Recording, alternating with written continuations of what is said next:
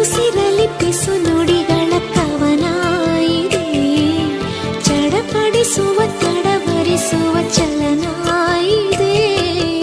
ಆಣೆ ಭಾಷೆ ಹಾಡಾಗಿದೆ, ಬಯಕೆ ಹರಕೆ ಜೊತೆ ಸೇರಿದೆ. ಈ ನನ್ನ ಧಮನಿಯ ಒಳಗು ನಿನ್ನದೇ ರೂಪವು. ಈ ನಮ್ಮ ಧರಣಿಯ ಹೊರಗು ನಮ್ಮದೇ ಲೋಕವು. ಆಹಾ